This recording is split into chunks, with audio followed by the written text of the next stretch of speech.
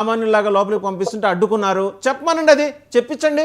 ఏం చేస్తున్నారని నాకు అర్థం కాదు. నేను ఇంకో ప్రశ్న అడుగుతా. ఒక్క నిమిషం అండి. 2 వారాల క్రితం మీకు గుర్తుండే ఉంటుంది, 2 వారాల క్రితం అంజాద్ ఖాన్ అండి స్కూటర్ వేసుకొని పైకి వచ్చాడు. వాడి సంగతి ఏంటి ఇంతవరకు తెలియదు. అది ఏమయ్యాడు అంజాద్ ఖాన్ ఏమయ్యాడు?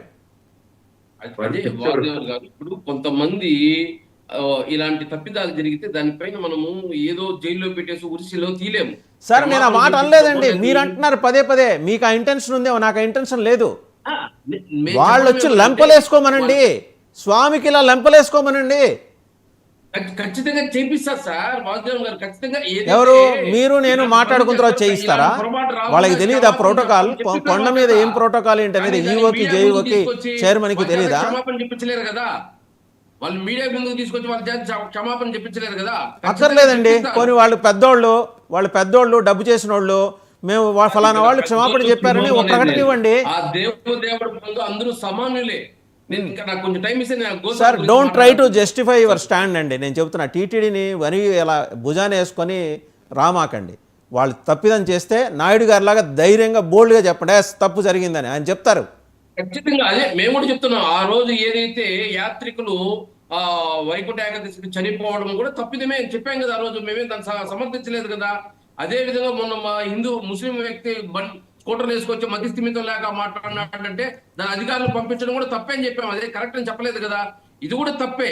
దానికని వాళ్ళు ఏం చేయాలో దాన్ని ఎంతవరకు లిమిట్స్ దాన్ని వాళ్ళకి ఖండించడం జరుగుతుంది.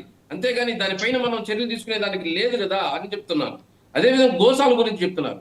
సరే, ఈ రోజు హిందూ మతం గురించో లేదు క్రిస్టియానిటీ మతం గురించో లేదు ముస్లిం కరెక్ట్ గురించో ఏదో ఒకటి మాట్లాడడం, మసుగు కాల్చడం, గుడ్డ వాళ్ళ ముఖాన్ని కలిసి దాన్ని రుద్దుకోవడం ప్రభుత్వం పైన అలిగేషన్. ఈ మధ్య పాస్టర్ ఒక అతను చూసాము.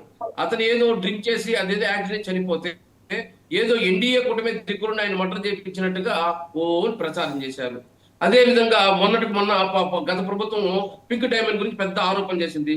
ఆ తర్వాత ఈ రోజు గోశాల గురించి పట్టుకున్నారు. అసలుకి మన తిరుమల తిరుపతి దేవస్థానంలో 3 గోశాలలు ఉంటే ఆ 3 గోశాలలో ఆవులు, ఎద్దులు, గుర్రాలు, ఏనుగులు కలిపి 2226 ఉన్నాయి. అలాంటి దాన్ని సంరక్షించేదానికి 260 మంది ఉద్యోగస్తులు పనిచేస్తున్నారు. ఎంత నీట్ గా ఎంత క్లీన్ గా పెట్టుకుంటారో అవి చూస్తే తెలుస్తుంది. కానీ ఏదో వయసు ఒడిగిపోయో లేదా అనారోగ్యంతో 1-2 చిరిగితే అది 100 చనిపోయిందని చెప్పేసి వైఎస్ఆర్సీపీ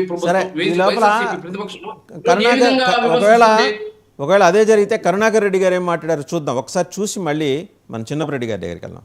కరుణాకర్ రెడ్డి గారు వస్తుంది వీడియో. మీ వీడియో ఖచ్చితంగా ప్లే అవుతుంది. దాంతోపాటు అంజాద్ ఖాన్ వీడియో కూడా ప్లే చేస్తాం.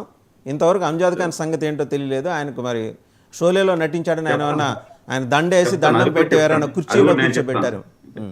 ఒకసారి అది చూద్దాం. ముందర కరుణాకర్ రెడ్డి ఏం మాట్లాడారో చూద్దాం. గోమాతకు జరుగుతున్నటువంటి నష్టం ఇది అని చెబితే నా మీద, జగన్మోహన్ రెడ్డి గారి మీద వ్యక్తిగత దాడికి ఆనం రామనారాయణ రెడ్డి గారు, మిగతా ఎవరో మామూలు చిన్న స్థాయి వ్యక్తులంతా కూడా మాట్లాడడం జరిగింది. నేను దానికి కట్టుబడి ఉన్నాను 100% ఆ వెంకటేశ్వర స్వామి సాక్షిగా గోశాలలో ఆవులు చనిపోయినటువంటి మాట నిజము. నాతో పాటు మొత్తం పాత్రికేయ మిత్రులందరినీ కూడా తీసుకువెళ్ళండి. మీరు జేసీబీలతో పూడ్చినటువంటి ఆ గుంతలన్నీ లోడదాం, ఆ కళేబారాలని వెలికి తీద్దాం. మీ పాలనలో జరుగుతున్నటువంటి అఘాయాత్యాలను ప్రపంచానికంతా చూపిద్దామని సవాలు విసురుతున్నా. ఊరికని మా మీద మాట్లాడితే ఉపయోగంలే. మీరు నిన్న జరిగినటువంటి ఆ ఘోర కలిని నేను వెలికి తీస్తే మీరు మాట్లాడినటువంటి మాటలకి ఈ రోజున కొండ మీద